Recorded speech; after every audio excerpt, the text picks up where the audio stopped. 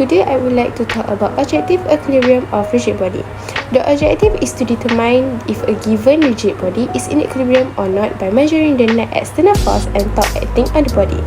Second, to verify the condition of translational and rotational equilibrium, which are that the net force acting on the body must be zero and the net torque of the body must be zero.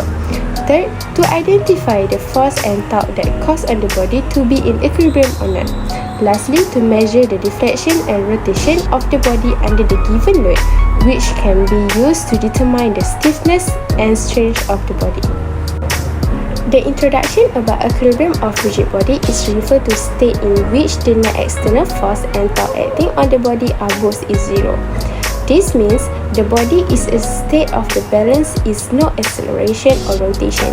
The equilibrium of rigid body must be in three conditions, which is all the force operating on the body as a whole must equal to zero, each torque operating on the body is whole must equal to zero. Without acceleration or rotation, the body must be in a balanced position.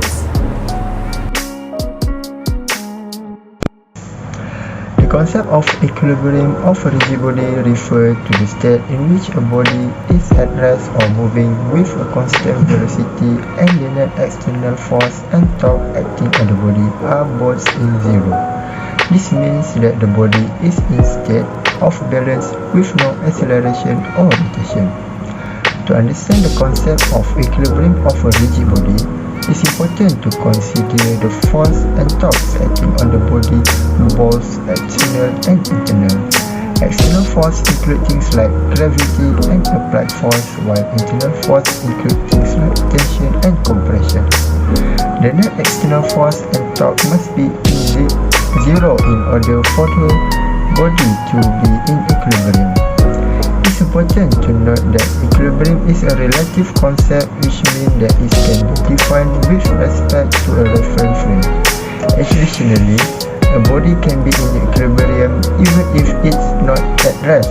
For example, a spinning top is in equilibrium even though it is rotating. In summary, the concept equilibrium of a rigid body refers to the state in which the net external force and torque acting on the body are both zero, which means that the body is in state of balance with no acceleration or rotation. The body could be at rest or moving with a constant velocity. Di sini kita dapat lihat yang bahawa kami telah melakukan satu projek, iaitu beam reaction. Seperti yang anda dapat lihat di sini, kami menggunakan kotak sebagai wood panel dan besi daripada penyangkut baju sebagai dia punya penyangkut dan gelang getah sebagai spring balance. The concept of equilibrium of a rigid body has many real-life applications in various fields such as engineering, physics, and robotics. In engineering, the concept is used to design and analyze structures such as bridge, building, and trains. Engineers use the equation of motion for translation and rotation to calculate the net force and torque acting on the structure. Next, physics. In physics, the concept is used to understand the behavior of objects in motion. Physics uses the equation of motion for translation and rotation to analyze the force and torques acting on an object and determine if it is in equilibrium or not. The last one is robotics. In robotics, the concept is used to design and control robots. Robotics engineers use the equation of motion for translation and rotation to analyze the force and torques acting on a robot and ensure that it is in equilibrium while performing its task. Overall, the concept of equilibrium of a rigid body is widely used in many areas of engineering, physics, and robotics to analyze the behavior of objects and systems, to ensure that they are stable and operating correctly, and to understand how force and torque affect their motion. dekat pencangkut ini ada marking, dan setiap marking ni antara jarak poin 1 ke poin 2, jaraknya adalah 4 cm. Okey, sebelum memulakan projek, kita haruslah mengukur panjang spring.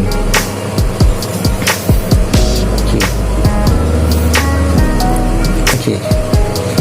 Sebelum spring mengendur, kita dapat panjang spring ialah sebanyak 14 cm. Baiklah, untuk langkah pertama, kita haruslah mencangkuk beban di point A dan mengambil jumlah tegangan spring. Okey, untuk point A, spring menegang sebanyak 18 cm, manakala di point B keadaan spring sama, iaitu 14 cm. Okay, untuk seterusnya kita gerakkan daripada marking pertama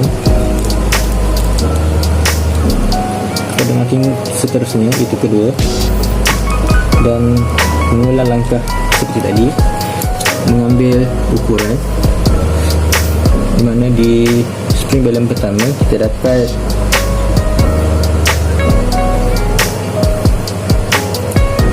sebanyak 17 cm, manakala di poin kedua jarak spring adalah sebanyak 15 cm. Dan ulangi langkah seperti tadi, gerakkan beban ke marking ketiga dan ulangi langkah tadi, iaitu mengambil jarak dari point A dan point B, dan begitulah seterusnya sehingga selesai eksperimen. And I'm going to talk about the experimental finding. The experimental results show that the net force acting on the body is 0. Second, the experimental results show that the net torque acting on the body is 0. Next, experimental results are compared with theoretical prediction based on equation of motion and mathematical model. And the last one is the deflection of the body under load indicate the stiffness of the body and its ability to resist deformation. For the conclusion is at the end of this laboratory work, it can be concluded that improvement, the increase in modulus of elasticity and moment of inertia reduce the deflection as it increase the number of load, the magnitude of the load and the distance of the load from the end increase the deflection of beam. Each beam exhibit deflection based on its modulus of elasticity and moment of inertia. Next, beam response allows us to compare response to response experimentally and theoretically. The result that show make us know that the comparison of experimental and theoretical is the same amount.